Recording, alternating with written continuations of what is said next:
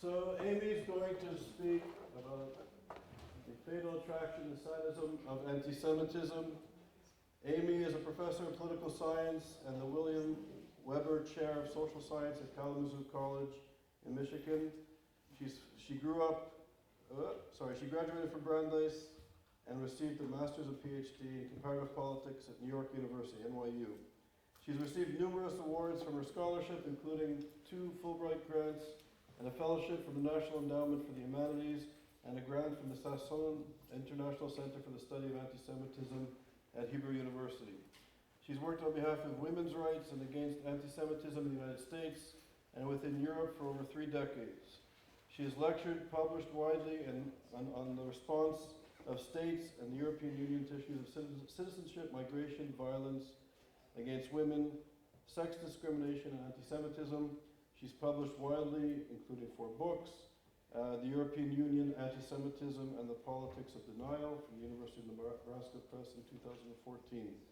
And in addition to this, I'll just say, those of us who engage in the study of anti-Semitism pay a price and are at the forefront of a struggle. And when you speak out in the academy, you're actually sanctioned, you don't get promotions. It's a struggle, it's a real struggle. And Amy has been a strong voice rallying those of us fighting anti-Semitism in the academy, and she's a very important colleague, comrade in the struggle against anti-Semitism within the academy. So Amy, it's great that you're here and honored that you're here. I'm honored to be here, Charles. I'm really honored to be here, and I thank Charles and Ira and so many of you for the organizing that you do on your campuses and the time that you're taking to be here. It's not often that one's provided the opportunity to talk about anti-Semitism in a way that really implicates sexuality. And when I say sexuality, I'm not one of these folks who's going to say that I'm talking about sexuality and I'm just talking about women. So it's not that kind of lecture. I'm not going to talk about gender and talk about motherhood. I really do mean sexuality. And what I hope to do is to provide a brief historical account of the growing convergence between 2 social movements. The first social movement that I'll be addressing really is the queer movement, which claims to be a more radical movement than its predecessor, the lesbian and gay rights movement. And then I'm going to be talking about the boycott, divestment, and sanctions movement. BDSM is a social movement. And when I say BDSM, a lot of the time I really am focusing on the boycott against Israel. But some of the time when I'm talking about BDS, I am really referring to, as many of its advocates would as well and have done, I am also talking about bondage, domination, sadism, and masochism. And they know that, and it's an inside joke. So when I'm talking about the convergence of these 2 movements, many of the people who are the proponents of both movements, who stand at the forefront of this direction that anti-Semitism is taking, are very much in what I will refer to as BDS1, bondage, domination, submission, and masochism. An analysis of that convergence between these 2 movements reveals sexual politics at play, one that masks anti-Semitism and anti-Zionism as principled politics, or in the words of David Patterson just yesterday, righteous politics. This politics is most often evidenced in allegations of pinkwashing. So pinkwashing is where I'll begin this lecture. Pinkwashing was initially used by American breast cancer survivors in 2001 to describe and then condemn the corporate profiteering that resulted from campaigns to sell women lots of pink-colored commodities on our right, while ostensibly claiming to raise consciousness and money for women with cancer. In response, I think, to compassion fatigue, corporate profiteering and corporate trivialization that resulted from these kinds of efforts, to say nothing of the cancer-causing chemicals made in their production, women's advocates throughout the United States encouraged the public to ask critical questions of corporations before consuming commodities from them. It was called Think Before You Pink. A decade later, BDSers appropriated the term pinkwashing for their campaigns specifically directed against Israel. And now we've got this. They insist that, thank you, they insist that the state's involvement in and support of the rights of lesbians and gays serves to pinkwash, by which they mean conceal or deflect attention away from the oppressive treatment of Palestinians. BDS's appropriation of pinkwashing from feminist activists marks just one of many appropriations that I hope to explore today. It is a discussion that looks at sexual politics, and a discussion that has to do with the ways in which there are the seductive pleasures of contemporary anti-Semitism. Now, years before corporate executives bolstered sales through gender-conforming promotionals to women, American gay men openly embraced the colored pink in defiance of gender roles. This has since been, unfortunately, because we live in a male-dominated environment, the proposition is that this embrace of pink covers women too, not least of those whom are lesbian, which is kind of unfortunate and a very male-centered approach to LGBT rights.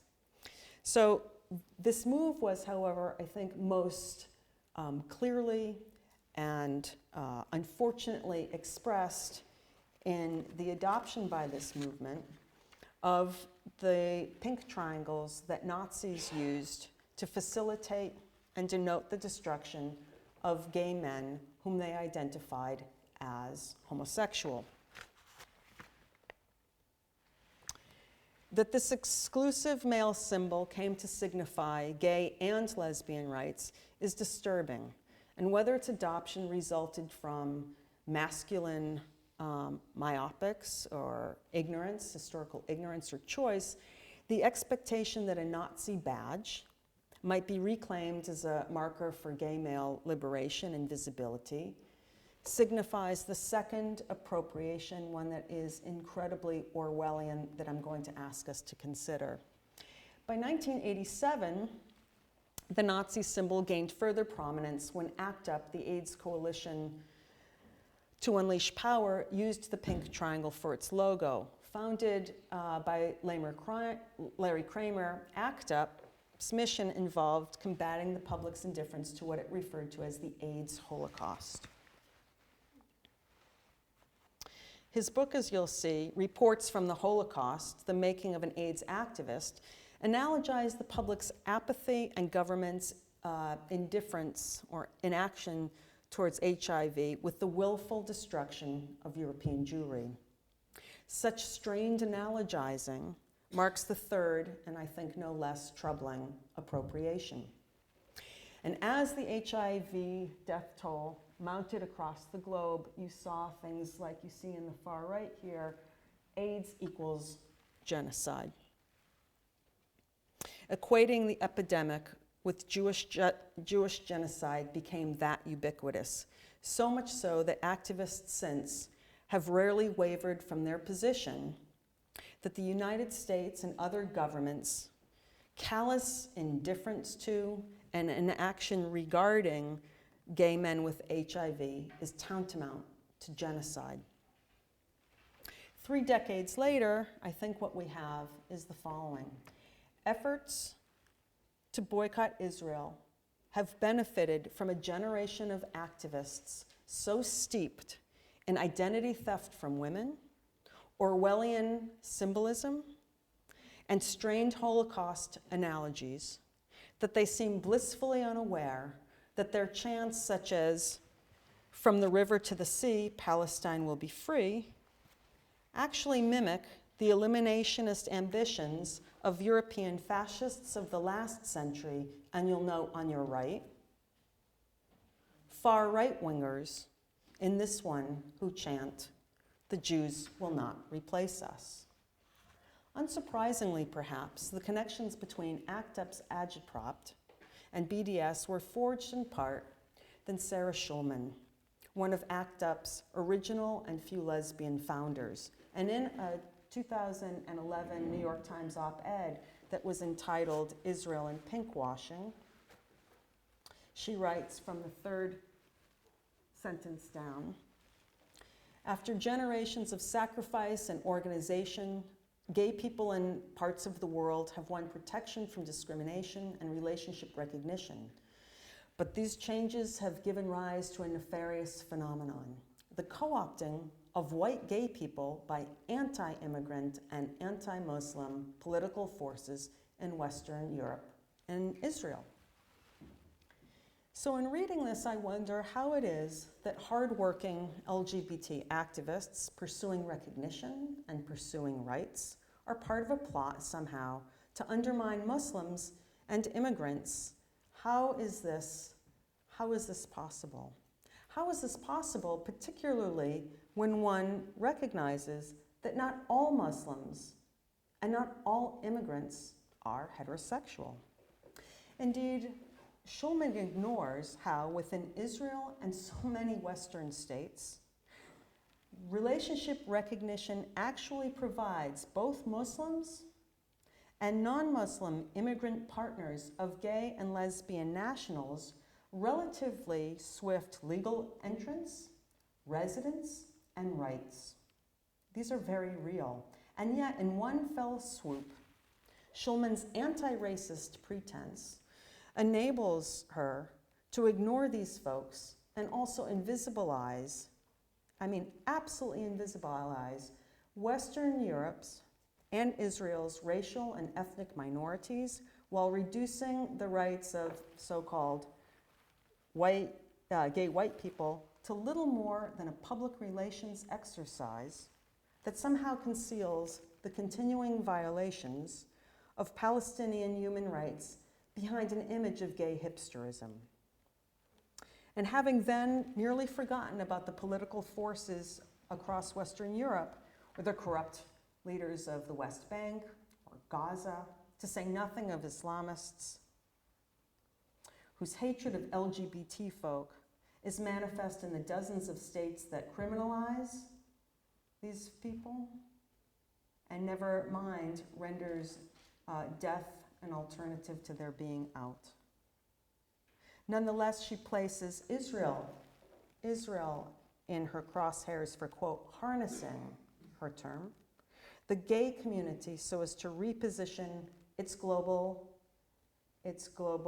status at the expense of Palestinians. What is her evidence? This. In 2010, Tel Aviv invested millions in branding Tel Aviv as an international gay vacation destination. And how did it choose to do this? Through film screenings at gay and lesbian film festivals. While such expenditures, I have no doubt, certainly frustrated many Israelis, some of whom may actually have preferred for the money to go directly to LGBT communities within Israel, one should also know that this is precisely what happened. In 2015, when the Israeli government thought that it would spend 11 million shekels on painting a plane in the rainbow flag, Israelis protested. And their democratically elected politicians actually responded. And they responded by channeling the money back into the lesbian and gay communities throughout Israel. And that news received scant attention in the international press, none of it among the BDS activists who were talking about pinkwashing. And what is going on and why is that? And the reason is because Israel's democracy is, you see, part of the problem. BDS activists like Schulman actually worry, and these are her words, that, and I quote, people of goodwill will mistakenly judge how advanced a country is by how it responds to homosexuality. Now the question is, why would this be so problematic? If the metric by which one assesses the health of any country is how it treats its LGBT population, whether or not it aspires to universal rights or an embrace of liberal democracy's ambitions, if these are the optics by which we judge, by which we assess any regime's health, you have to realize then that Islamists and their apologists will lose, and hence the ongoing efforts from the BDS to alter the metrics so that they can alter the optics. Rather than request improved standards for rigorous cross-national comparisons, and by the way, we can have various disagreements, and we should welcome them, about what constitutes meaningful, what constitutes substantive rights for any group. Might it be same-sex marriage? I'm not so sure as a feminist. But rather than engage in rigorous assessments of how it is that we would measure what rights mean for anyone, and whether it is whatever conclusions that we reach as we come to an assessment after we've come to, after we start thinking about how do we measure this, I would assume that the marked differences between Israel and countless other states that legally discriminate, put to death, criminalize LGBT folks, would mean that Schulman and her BDS companions would not be in a good spot. And so one of the things that they're doing is they ridicule such efforts to take these rights seriously as homo-nationalism. Homo-nationalism, for those of you who might not have heard this term before, is a corollary of pinkwashing. And it was defined by Jasper Puar, who I'll spend a little bit of time on. It was constructed by Jasper Puar and explained by Schulman, who writes the following. Homo-nationalism is the tendency of some white gay people to privilege their race and religious identity. And what that means is Puar's homo-nationalism disparages transnational human rights activism and cross-national monitoring of rights altogether by insisting that such efforts are illusory and constitute nothing more than a means for satisfied white folks to gloat about their ostensible superiority. I have to tell you that it's really difficult to overstate the accolades that folks like Puar get for constructing this narrative. This past year, the American National Women's Studies Association in the United States honored Puar with its annual book prize for a book that just came out a year and a half ago called Right to Maim. Right to Maim recycles a lot of the pinkwashing allegations that I just mentioned, while at the same time offering incendiary other kinds of claims, only one of which I have time to discuss right now. She attributes, for instance, the reluctance on the part of the IDF, the Israeli Defense Forces, to shoot to kill Palestinian terrorists to total malice. Again, let me repeat that because it's a hard line to follow. She attributes the reluctance of the IDF to utilize a shoot-to-kill policy against Palestinian terrorists to malice, insisting that the desire on the part of Israeli soldiers to kill Palestinians outright has been supplanted by a far more sinister desire to intentionally maim them instead, hence her title. And in this way, she reasons that Israelis exact a more protracted death for Palestinians. Thus, in what can only be described as a 21st century blood libeling, Israel's efforts to reduce casualties have been transformed by Puar beyond recognition until at last its human rights efforts, and I would add those of other liberal democracies as well, are regarded as regressive. And I'm going to make the argument now that this is hardly a novel approach. years earlier, in 1990, the Organization of Islamic Cooperation, the OIC, with now 57 Muslim-majority member countries, employed a similar tactic. It employed a similar tactic against feminist efforts to simply recognize women's rights as universal human rights. That is, the OIC actually disparaged feminist efforts as racist and culturally insensitive, and then in claiming the mantle of feminism for themselves, adopted what they referred to as the Cairo Declaration of Human Rights. That declaration, by contrast to the United Nations Declaration, insists on an Islamic approach to human rights that prove consistent with Sharia law. The OIC is, as you see, the second largest intergovernmental organization behind the United Nations and has significant leeway within it. I want to make the argument that the OIC's approach, its political approach, has more recently been popularized by none other than the organizers of the 2016 U.S. Women's March, and largely as well by the favorable coverage extended to these women. Consider, for example, Linda Sarsour's enthusiastic embrace of Sharia, and at the same time, her contention, and I quote, that nothing is creepier than Zionism. That's Linda Sarsour on the far right. In making the case against Zionism, the march thus socially excluded Zionist feminists, the only group who was publicly shamed by these ostensibly anti-racist and so-called more inclusive feminists. And Linda Sarsour's colleague, Tamika Mallory, is to her left.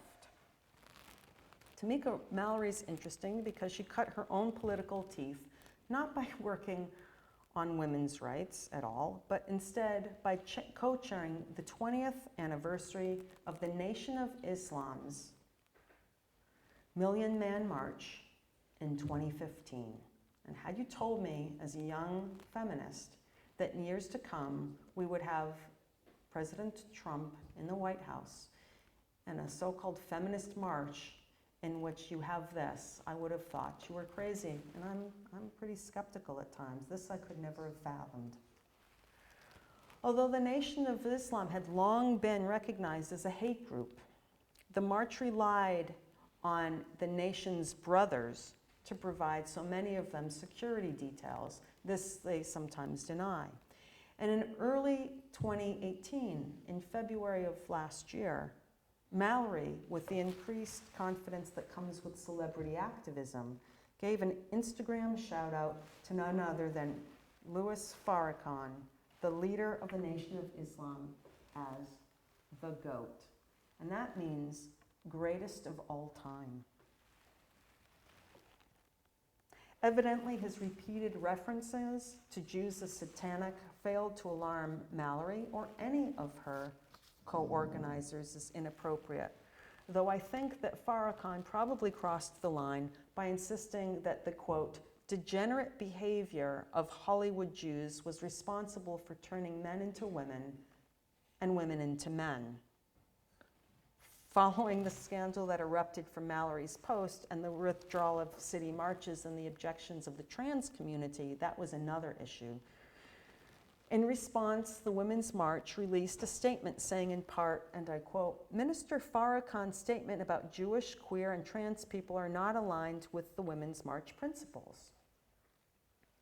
Mallory wrote a separate essay in which she argued that we have to all stand together to fight against racism, anti-Semitism, and Islamophobia. But nonetheless, neither statement ever explicitly condemned Farrakhan himself.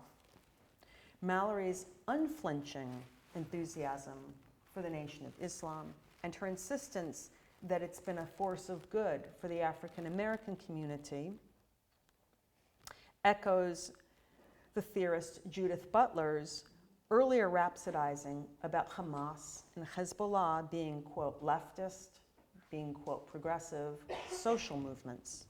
And these views, in turn, are not novel. For me, they're reminiscent of Michel Foucault's refusal to condemn the Ayatollah and acknowledge the over 50,000 women in Iran who marched in Tehran in 1979 for International Women's Day in defiance of Khomeini's dictatorship and his order that women veil themselves in public. This, by the way, is a really hard picture for many of us to look at because it was the last time that women appeared en masse, unveiled in public there. Hezbollah was at that time a newly minted, quote, party of God, and the men within it made it very clear, cover yourselves or be beaten. Clearly they won. Far from acknowledging such brutal misogyny, Foucault suggested then, in 1979, that feminist warnings that those women in the street were no more than antiquated attacks on Islam, a stance that now is often regarded as progressive and anti-racist, particularly among BDSers who insist that condemnations of, and they really do this now, they insist that condemnations of sexism and heterosexism within Palestinian and Muslim communities are little more than being Islamophobic. It is a position now that is in league with the Islamic fundamentalists who cleared women from the streets, whose strategic use of the term Islamophobia has since rendered Islam inviolate, and its secularist, well-meaning, and women critics such as this, bigots. Now, under the cover of anti-imperialism and anti-racism, pinkwashing too, like feminism before it, has been stolen from the women who conceived it. Wikipedia now describes pinkwashing as a variety, as you saw beginning, a variety of marketing and political strategies aimed at promoting products, countries, people, or entities through an appeal to gay friendliness. In order to do what? In order to be perceived as progressive, modern, and tolerant. And as Carrie Nelson has argued, pinkwashing accusations give license to condemn Israel while discounting all of its achievements in this regard. What are some of those achievements? The legal protection against sexual orientation discrimination, recognition of same-sex marriages, joint adoption, open military service. And then you'd have to ask yourself the question, not only why is that so terrible, but why Israel? Because if Islamists insist Israel's existence in the Islamic world is a human stain, it must be blotted out. And so we have this. For those suspecting that this is merely rhetorical overkill, consider Hezbollah's 1992 mission statement, which vows to continue a holy war, not just in terms of the elimination of Israel, but until the death of the last Jews on earth. By the way, a recent issue of Out magazine explicitly calls for the end of Judaism itself. An effective means of stirring support for this kind of war against Jews obviously involves building alliances. And with the growing demographic of young folk for whom LGBT rights are understandably very important, the insistence that Israel's initiatives, whatever their shortcomings, are a means of undermining Palestinian rights packs quite a punch, especially for social justice warriors. And they do this, sadly, as if social justice is a zero-sum game in which the success of one oppressed group is done at the expense of another. But really, what is the appeal of such politics for the self-identified lesbians and feminists and others, queers, who advance them? And to understand the appeal that there is for this movement, I think we have to move a little bit beyond Sartre's insistence that anti-Semitism provides a community. It certainly does that. But it's necessary to understand the origins of queer politics and its related celebration of BDS theorists like Puar and Butler before her. And this is where I'd like us to turn to the origins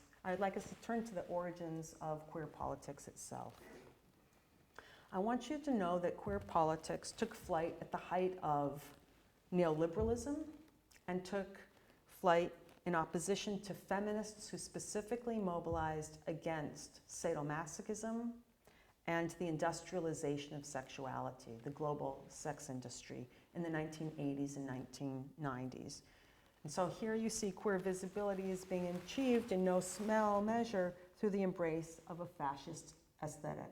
And I don't see anybody ashamed with the Confederate cap or all of the SS regalia being named as being the racists that they are. In fact, the sporting of swastikas, whips, black SS caps, Confederate caps, fascist tattoos by many gay men and lesbians often rendered them, quite frankly, indistinguishable from the far-right anti-Semitic thugs who continued to harass and torture members of this community. This development, which isn't just in New York, was in San Francisco. This is 1988. And for those of you who think this is just the 1980s, 2011, 2013, I was in Utah. I saw very similar stuff going on in a gay pride march there only last month, in a Mormon community. Developments such as these render the LGBT community, I think, less able to identify, less able to expose, and reject the perpetrators of the harassment and violence against them. And those of us who warned against such eroticized fascism have been either ignored or scorned as moralist busybodies and killjoys. By contrast, I'll have you know, the practitioners of sadomasochism became the chic renegades whose preferences were regarded as so defiantly outside of the mainstream that they eventually curried favor within the mainstream precisely because of being seen as so defiant. Whether or not you're thinking about 50 Shades of Grey, in the middle you see Kink Ballet promoted last week in the New York Times. In the corner at the bottom, this is Bonding, a new little series that Netflix is promoting. I came over on Norwegian Airlines. There was an advertisement in it for bars that have no alcohol, but instead there were evenings training folks about how to be a better dominatrix, live tattooing sessions. So this is in Norwegian Airlines. Those of you who might be flying with that. So this is just really pervasive. And I think so many of us may actually be unaware of the academic platform that made this possible, right? That the academy that we're looking at now, and we're wondering about this deluge of anti-Semitism, I'm going to be making the argument that the academy was actually ground zero for so much of this. So for so much of the sadomasochism and the queer theorists like Butler, who described her, and this is years ago, nearly at that point 2-decade-long relationship to sadomasochistic discourses, and I quote her words, not mine, active and complicated. And this standpoint was particularly evident in a book that came out in 1997 entitled The Psychic Life of Power. And in it, Butler describes her paradoxical embrace of injurious names that constitute her socially. And I want to have Martha Nussbaum unpack that for folks for whom that doesn't seem to carry much, right? I mean, what does she mean by that? Well, Martha Nussbaum understood then what many chose to ignore or, quite frankly, failed to comprehend. And that was that Butler's central thesis in the book is that everyone eroticizes oppressive power structures, and because of that, can only find sexual pleasure within the confines of those structures. It is a thesis that I think in part explains the sexual appeal of Nazism and the continued use of images and implements of Nazism by sadomasochism's practitioners. So concerned was Nussbaum by Butler's influence, and this is in the 1990s. She was so concerned that she published an article condemning Butler and what was going on within Women's Studies Department in The Atlantic. And then she concluded, this is Martha Nussbaum, there is despair at the heart of the cheerful Butlerian enterprise, the big hope, the hope for a world of real justice, where laws and institutions protect the equality and dignity of all citizens, has been banished, even perhaps mocked as sexually tedious. Judith Butler's hip quietism is a comprehensible response to the difficulty of realizing justice in America. But it is a bad response. It collaborates with evil. Feminism demands more, and women deserve better. Nussbaum, 1999.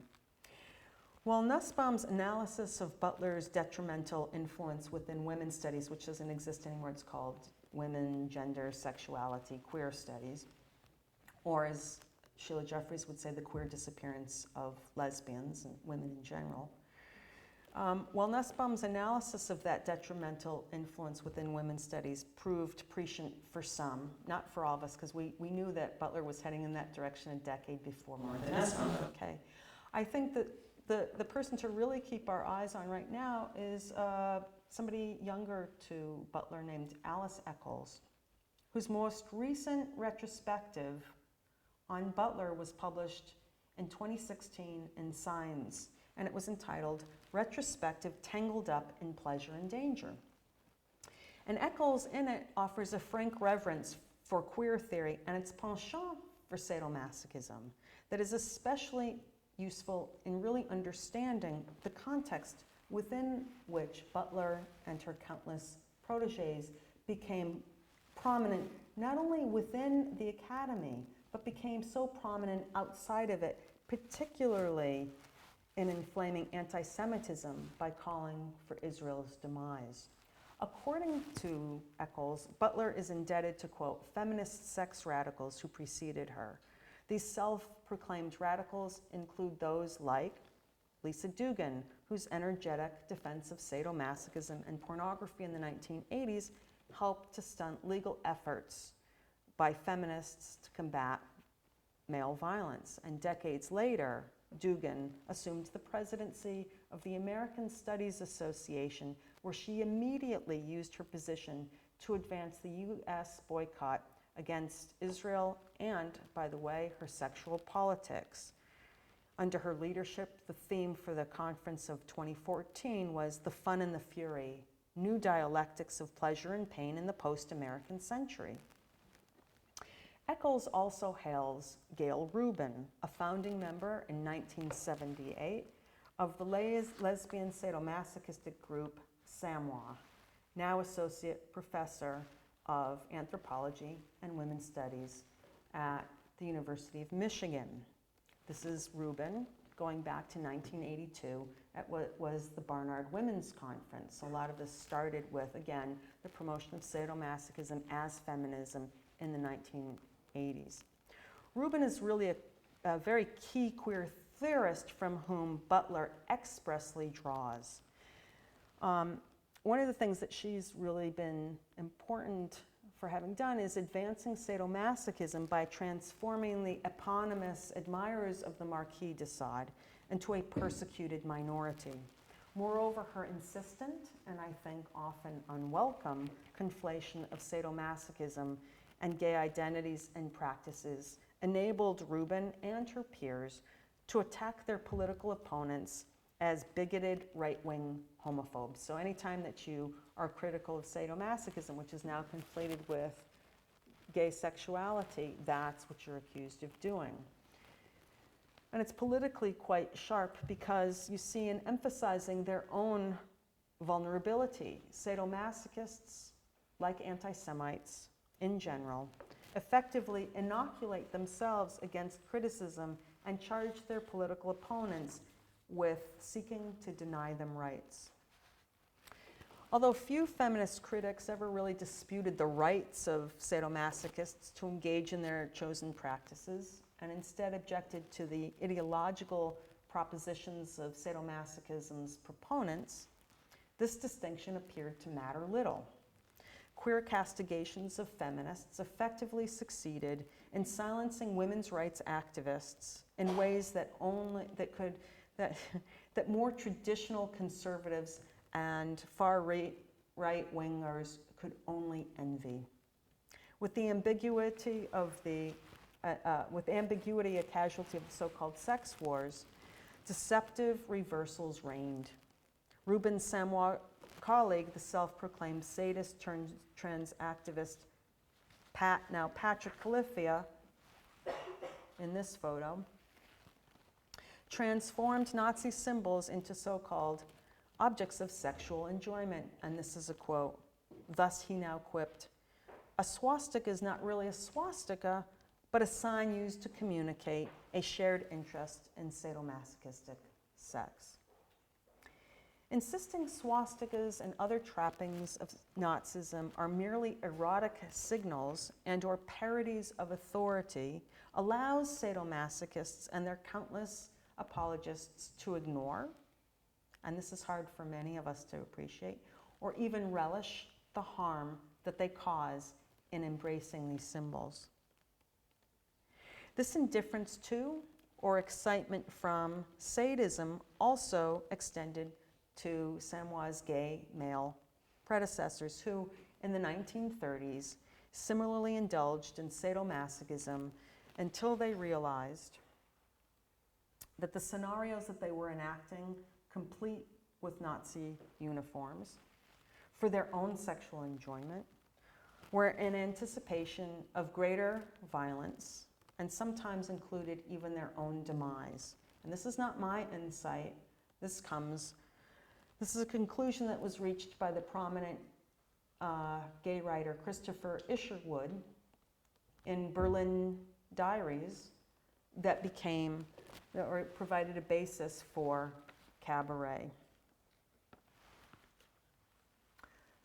After compiling countless firsthand accounts from foreign tourists in Germany from 1919 to 1945 for her book, it's a fantastic book, entitled Travelers in the Third Reich, Julia Boyd concludes, I quote, "Nazi evil permeated every aspect of German society, yet when blended with the seductive pleasures still available to the foreign visitor, the hideous reality was too often and for too long ignored."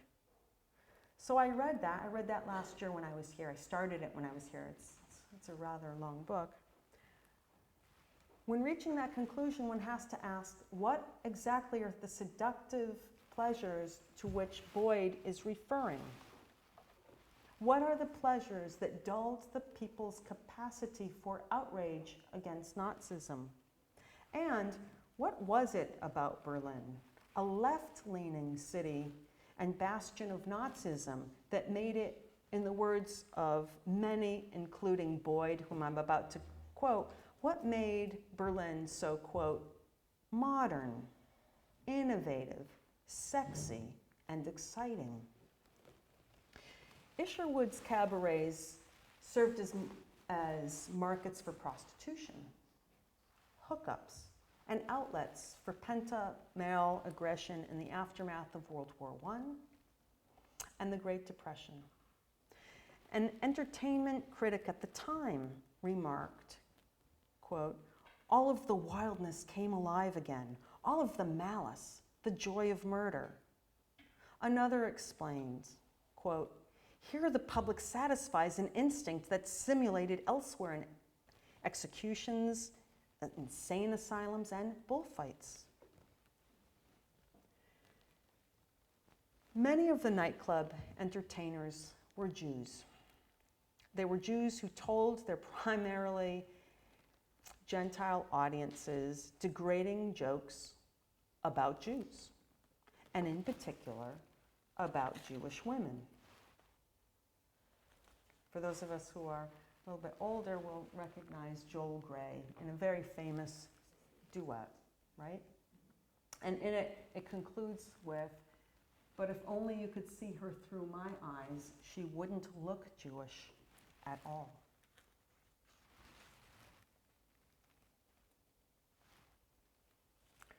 These are obviously the exaggerated caricatures that play directly into the prejudices of the audiences of the time.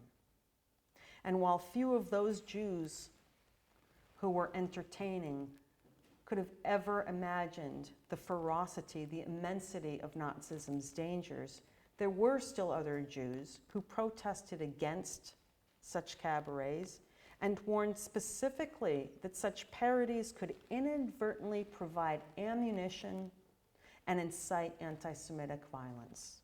Among them, the Central Association of German Citizens of Jewish Faith, Germany's largest legal organization that defended Jewish rights. They regularly protested the Jews who ridiculed Jews on stage for a living. They were joined by Jewish veterans who had just fought in the war. They were joined by Jewish women's groups. Such warnings, unfortunately, made little headway. And I think that one of the reasons may have been that because there were too many who really underestimated the fatal attraction of such violence. In fact, the very sites and critics and vacationers themselves who described what they were witnessing in their accounts back home as sadistic and repulsive proved to be the very places that these vacationers flocked nonetheless. And not all of these places were in Berlin. Shortly after Dachau opened in 1933 to imprison the Reich's political prisoners, it too was a tourist attraction. And it was a tourist attraction to which American and British tourists flocked. Many of them were journalists and politicians. They also came by the thousands to Max Hirschfeld's Institute for Sexual Science, the world's first institute for the study of sexology. And while many, no doubt, visited the Institute so that they could access the Institute's extensive library holdings, attended numerous lectures, and perhaps sought treatment for behaviors that they then regarded, sadly, as being deviant, still more visitors went there to be titillated. And Isherwood's important because then, again, he describes in great detail the Institute's exhibits of, quote, intricate female underwear donned by men, overcoats replete with cameras utilized by exhibitionists, and myriad whips and chains and other implements of sexual torture. And his perceptive friend, the poet Auden, summarized this in 3 words: pornography for science. Within months of Hitler becoming German Chancellor, Hirschfeld's Institute was closed. And this was less because of the pornographic exhibitionism. I know I didn't mean to go fast forward. Maybe I should go back and wait. I'll get there. The Institute was closed less because of the pornographic exhibitionism. The Nazis were themselves very avid consumers of pornography and prostitution, and were themselves pornographers. That's not why they closed Hirschfeld's Institute. It was because he was an outspoken Jewish advocate for gay rights. And his institute went the way of cabarets in that they also closed because the Nazis eventually murdered those who first sustained such places. By the 1930s, by the late 1930s, there were few foreigners that considered the abundance of anti-Semitic propaganda around them to even be problematic. And so Boyd's trying to wrestle with this. How is this possible? And she suggests that most of these foreign tourists consider these conditions to be none of their business. And I would add, if Americans were especially reluctant to scrutinize Nazis, particularly on racial matters, it may have been because criticism regarding Jewish persecution invited comparison with the United States' own mistreatment of its Black and Asian population. Yet for Boyd, the irony in turning a blind eye was that these foreigners actually brought the very battles that they might have wished to avoid even closer for not saying anything. And my question is, and this is when I fast-forwarded by mistake, might our own reluctance to analyze sadism's eroticization and connection to anti-Semitism put us also in a very similar and perilous position? I talk about the recent conversion because this picture is of a sadomasochistic punk band that went to Eurovision representing Iceland. So this is not way outside of the parameters. This is not counterculture. This is Eurovision culture, okay? They go to Tel Aviv and they did so singing "Hatred Will Prevail." That was the song that Iceland went to Eurovision with and to Tel Aviv. And this punk band is, as you can see, very prominent within BDS. And just reading the second to the last paragraph, I mean, all of it kind of speaks for itself, and I hope brings the presentation together.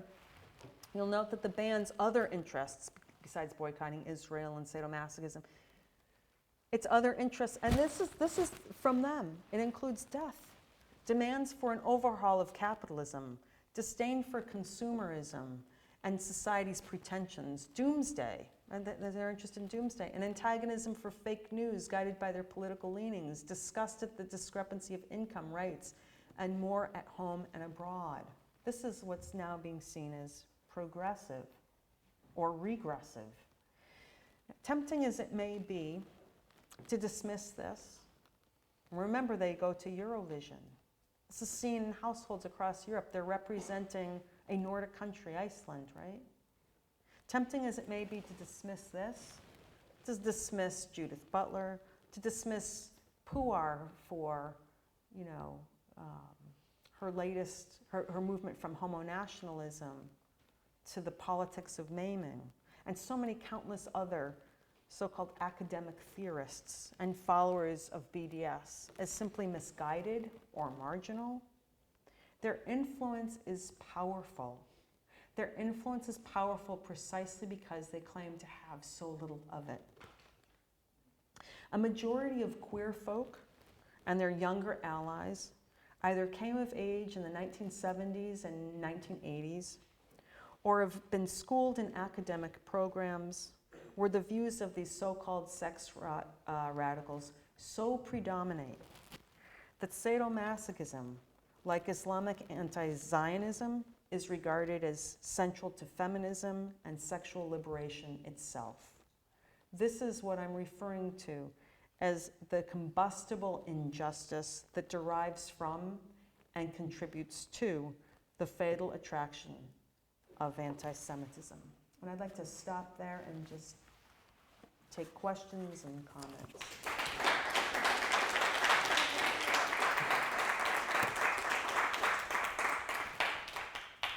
Yeah. Thank you so much. I found it incredibly fascinating. The episode is still going around. So, as far as the sort of sadomasochism world goes, I know that Alice Walker and Audre Lorde were not fans of the deemed process movement within that time frame. But sort of the third wave of feminism and the mentality that sort of sits with my generation in terms of sex and sexuality is that to be anti sort of sexual preference absent of certain discriminations is to be anti the liberation of women and people who don't describe themselves as having a specific gender that they identify with. So you know what's interesting? That took me an hour, Yeah. and that took you with your head spinning? Less than a minute. Yes. Right, and so my question is sort of where I'm finding it hard to reconcile your presentation with what I understand. Absolutely. Absolutely, because this is what's being taught in the academy. So I'll say this, I want to go back. And I want us to think critically about language. I really want us to think critically about language. I'll go back to a term that you used. You talked about being, what, pro-sex? Pro-sex. Okay, good. Thank you. So I want you to know that in the early 1980s, when I was fighting against all of these people who are now very prominent academics, and in particular prominent sadomasochists. They were prominent sadomasochists then, Gail Rubin, prominent in BDS. Iteration 2, we moved from BDSM to boycott, divestment, sanctions. I would say I'm against sexual trafficking. I'm against prostitution, putting women in prostitution. I'm against the graphic depiction of sexual slavery, because I take seriously language, you know, that's pornography. The graphics of that exchange, sexual slavery. I'm against incest, for which Gail Rubin constructed a new word called intergenerational sex. And I would have them respond to me that I was against sex. I mean, how did they know? I don't know. But anyway, they go, you're against sex? And I would say, I'm not against sex, I'm against, and I'd say, you're against sex. I got so tired of that. Some of us called ourselves wussies, women against sex. I mean, we thought it was hilarious. Like, I told you I'm against this, I didn't say I'm against sex. They have so won. You have to understand how, as much as I can cast aspersions to them, they won. Because they have conflated all of that with, that is sex. And you know what, I have to say, yes, if that's sex, I'm against it. But you know what, that's not. Let's be honest, that's not sex. So they can't have it. But they did appropriate it. So that now they've even done worse. They've said, if you're gay or lesbian, that this is just one of many orientations. And if I'm against it, then I'm against gays and lesbians, which is hard to be against all of those things at the same time if you stand at the intersections of these identities, right? But they succeeded. And now what they're succeeding in doing is they're succeeding in telling us, this is why Angela Davis says that the queer movement will be critical in making BDS move from a vanguard movement to a positive one. Because what they're going to do is then bring you along to thinking that you can be annihilationist in your politics, because that's river from the sea. That's no different to me than hearing, you'll not replace us. And now if I'm against that, I'm not progressive. So I would say, on a bad day, that they've won. But on a good day, because you're so bright that you can say, like, within 1 minute, you summarized an hour, because you're bright, but also you're steeped in it. On a good day, I'd say, we have to unpack that. You can't have that. You can't have my movement. You can't deny my people self-determination. You can't argue for our annihilation wrapped up as if it's progress. You can't have that. No, I'm done. You can't have that. So they've been that successful. Now let's go back to Alice Walker, who I mean, you know your history. Most people don't know that. She and Lord and others, because they too saw the connections. It was impossible not to see the connections, because these women would come with whips and chains and expect and dress up. If you did it in any other context, we would know what that was. And that was offensive to Jews, and that was offensive to many feminists, particularly African American feminists. And they were outspoken. And then what happened is what's starting to happen with Jews now. They were silenced as funny-duddies, as folks who didn't go along, because it's hard to be accused of being against somebody else's rights. And we were real clear. If you want to get dressed up like that, that's fine. I'm not telling you what you can and can't do, but I am entitled to tell you what it does to me. The hard part of it for many of us, including them, and this is when we lost so many women, is because they got off on hurting us. And that's something that I want you to appreciate. I want you to fully appreciate that when people do these things, I'm not saying never cry. Never show them that they have you down, because it's thrilling for them. And that's the end result. They're attracted to the sadism. That we're foolish if we think that this is just like we're engaging in a, we are engaged in that exchange. I welcome that exchange. We ought to have more of it. It's hard to have it though when you're castigated as a moralist busybody. And it's also hard to have this, as we all know, in a larger public where people are titillated by our being hurt, right? So if they're titillated by our being hurt, because I saw this also with Audre Lorde when she was elected, better to just walk away. And that's what a lot of women did, including her at one point. So it's particularly painful that they too have co-opted her legacy. And I might even, sorry, just Go. last point. I might even argue that this idea of sexual gratification from the pain and suffering of a specific minority group is in relation to the idea of power as viewed through the lens of man. And so the idea that because I'm seeking power and redemption sexually, the way that I do that is by appropriating the culture of racism and antisemitism that exists within white male culture, which is very interesting. Yes. Could you write that down?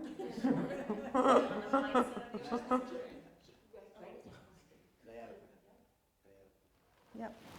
So, you said something, just at the end of it, you said something that, Yeah, if I heard you right, which was, you said, you spun out your summary, and then you said, and this is so different than what I've been taught. Did I hear that right? Or this is so different than what I'm hearing in the academy. Sometimes you said something of that nature. Yes. And I just wanted to say, wow, fantastic. That is exactly what critical anti-Semitism studies are about. Because what critical anti-Semitism studies are about are, if the academy is becoming a place where anti-Semitism is comfortable, then the academy has got to be psychotic. The academy has to be psychotic. Okay? If anti-Semitism is part of what the academy is promoting and teaching and making a comfortable place for.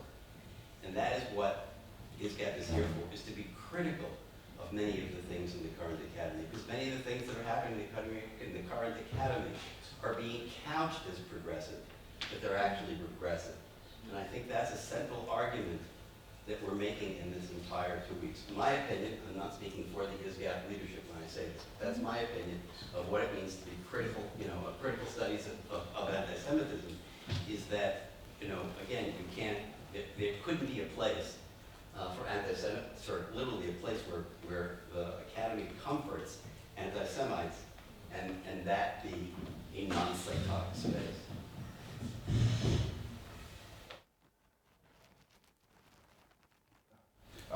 Thank you for your presentation. It was actually very eye-opening. I found that band that you showed, the quotation of what they said actually started to sound very similar to what Hezbollah was saying. Yes. But they were able to hide it they were very crafty in it. Anti-capitalism. The stereotype of capitalism is that it's owned by Jews. So if they're saying they're anti-capitalist, they don't want it at all, they want to destroy it. And then after that, they say they're pro-Palestine. So I'm actually seeing how sophisticated anti-Semitism has become, where even sex, they sell anti-Semitism through sex, through rights. Certain groups are now able to enjoy the pain of others and actually commercialize it. And have people who are actually seeing the links unable to speak against it because they actually are able to put themselves in protected groups which are like the group that they wish to oppress.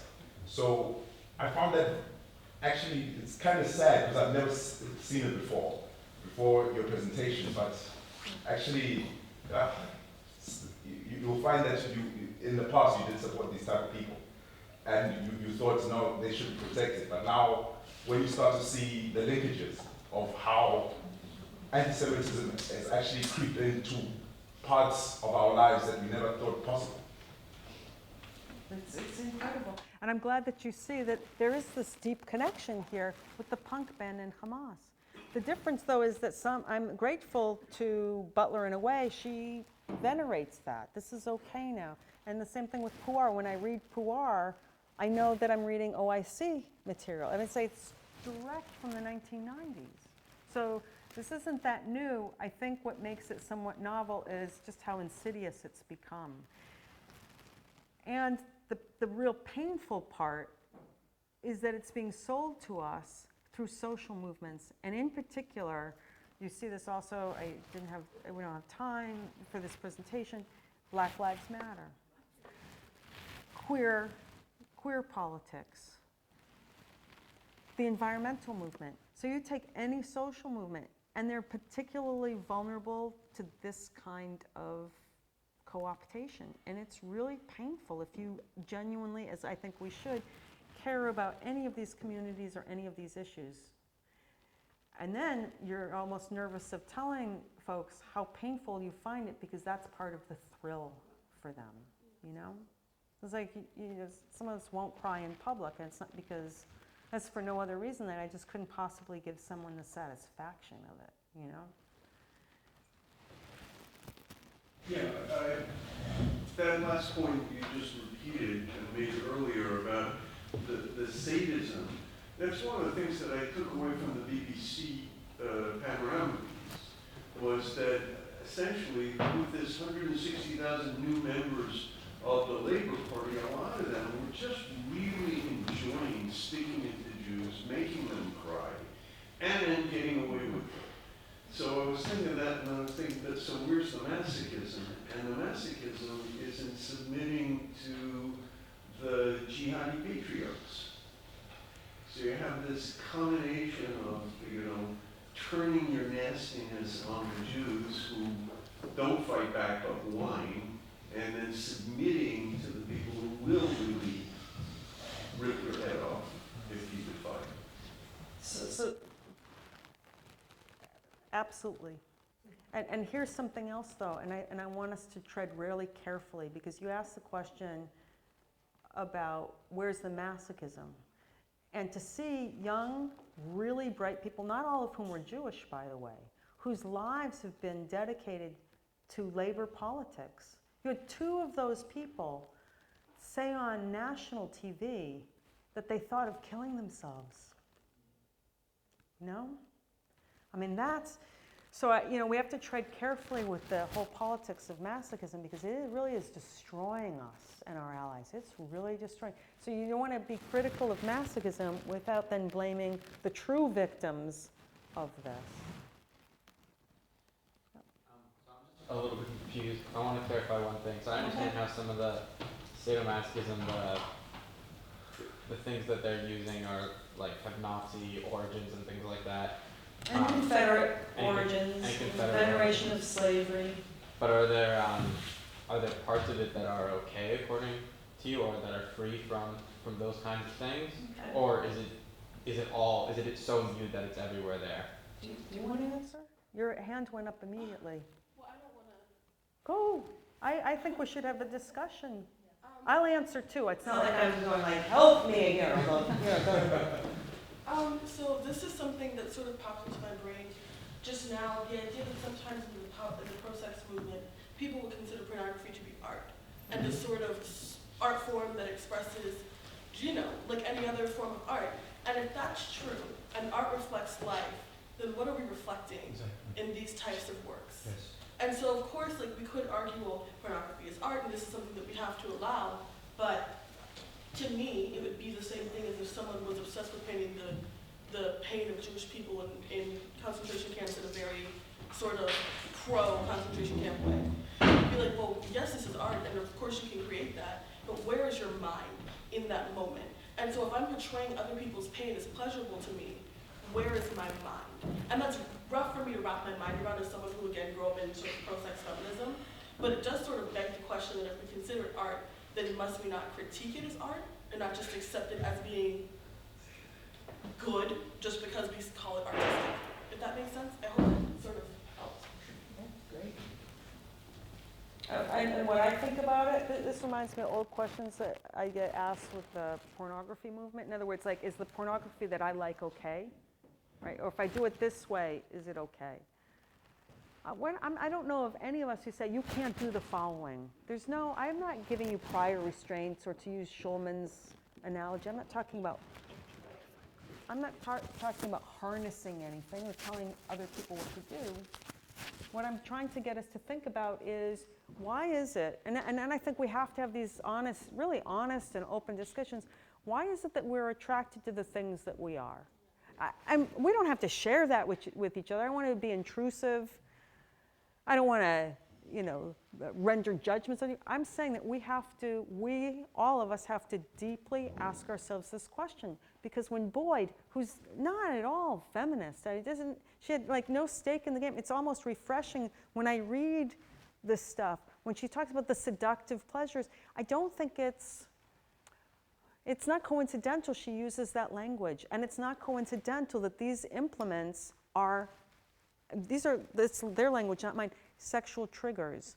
I'm saying that we have to interrogate that. What is that about? And that the people who survive that, including, I would argue, women who've survived the prostitution industry, Christopher Isherwood, and the survivors of the camps who were sexually exploited while being in there as pink triangled 175ers, have asked us this question. And we don't interrogate it publicly, and least of all, not in discussions of anti-Semitism studies. And by the way, there are good reasons for that too, right? And it goes to showing the vulnerability, and that my heart really went out to the person, yes, to two of them that said in public, I thought of killing myself. I mean, this is some deep stuff. So it's not about telling people what to do, it's about really listening to each other. What's harmful, and why is it that this is thrilling for anybody? Yep. Thank you. You've blown my mind. What Dr. Patterson has been talking about, the limiting principle of human beings, to know when something clearly is crossing a line. But you discussed the language and how the punk rock band that you put up, I mean, clearly they took out all pretension of anything. Hatred will prevail, I think is what it said. Hatred will prevail. That was a song, that's an entrance song on Eurovision contest by Iceland, not the Austrians and the far right. This is Iceland. And so I just wanted to finish, and I just want to comment with the fact that I think anti-Semitism, like Dr. Patterson, ends in this idea that you can't appropriate God. And when you do, it means these consequences, right? Because you have to love your neighbor, and that means not degrading someone. And it means not venerating death. Exactly. I mean, that's what they said. What is it that they value? Death. And that goes back to this astute comment earlier, too, that, wow, this sounds a lot like Hamas. But these are co-travelers. It's not coincidental that I started with that Venn diagram. When you have the emergence of these two movements, this is the toxicity. Do you see a parallel insofar as where Europe may have been at one point where they still would clothe themselves in a certain kind of language? And that, maybe in America, they're still walking a sort of kind of linguistic acrobatics in order to eventually fulfill the hatred will prevail on this side, in America. I don't know. What do you think? I don't know. I'm very pessimistic by nature. So am I, but I could not have imagined this. Right. My question, and it's going to be a little hard to put together because I'm still playing with the idea, but you're talking about a culture that motivates anti-Semitism within something that is completely beyond boundaries and completely, we'll call it off the mainstream. And then on the other end, we have two phenomena. One on the masculine side, where young people from Europe and the U.S. are going to they're going to joining ISIS, going to war zone to kind of get their masculinity kicked, and then we have on the female side phenomenons of women who leave their families to marry someone who's extremely on the extreme Islam, and then they get trapped there, and sometimes they're being saved and sometimes they don't. So, and I read a theory saying that this is sort of a search for like the ultimate patriarchy that is now completely gone, because everything has gone so far to the other end, where the only place where you can find like the ultimate patriarchy that is very, very solid and standing is Islam. This is what it's offering. This is the attraction. Obviously, these are end phenomenons, but I wanted to ask you: do you see some sort of linkage between them? I think that there's a definite linkage. There are two books, one of which may not read well decades later, but one of the first people to really understand this was a woman named Andrea Dworkin. Andrea Dworkin wrote a book called Right-Wing Women, and it's very important if you really want to understand these women who are attracted to jihadists. Because what Andrea did in that book is she talked about what's so appealing, that she's writing in the 1980s, what's so appealing to so many women about these like far right-wing, and now they're like conventional in my country. I mean, they'll be like to the left now. What's so compelling about these folks? And she talked about providing women with a sense of security. I know it sounds strange, but a sense of security, stability, place, right? So she talks, but because it might sound like a little weird in the analogies that she's drawing from the 1980s. So she did that. Just before 9/11, there's another woman who wrote The Demon Lover. And that woman was Robin Morgan, another feminist, who actually wrote before 9/11 about how we are living in a society that romanticizes, that is absolutely in love with terrorists. And at that point, she wasn't just dealing with jihadists. I mean, she'd be talking about the IRA here. So, yeah, those connections. What do you think of the argument that for the, I think, piggyback off what he said a little bit earlier, the kind of lesser forms of BDSM, right, between consensual partners in whatever domestic setting, what do you think of the argument that certain BDSM practices that allow for power splitting or other forms of control is actually like a safe outlet for this entertainment behavior that would otherwise not be self-regulated? So it's the last, and please, I want us to be able to continue the conversation. I think that those so-called safe spaces were about as safe as those cabarets that I pointed out to you, right? They were spaces in which Jews could kind of explore and be avant-garde and think about how do Jews behave. And it was entertainment and it was fun. And the bars that Isherwood frequented, and all that sadomasochism, it was consensual and it was fun. And a lot of the women who were hurt in these practices, including the woman whose back was carved with a swastika, who had prior consented with one of the people who I put on the screen. You reach a point, I think, where folks are seriously harmed, and everybody kind of wants to know, how far can I transgress? And I think we have to ask ourselves another very deep question. Instead of asking ourselves, like, how far can I transgress, or what SM is okay, or which pornography can I look at, what if we just try, and I know this is going to sound weird, and then I will become the killjoy of sex I know that I'm supposed to be. I don't understand why sexual equality is not sexy.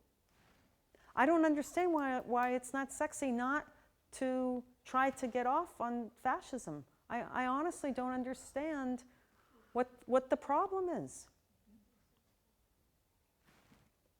But that's me. I've just given you my sexual orientation. Thank you, and we'll continue maybe talking after.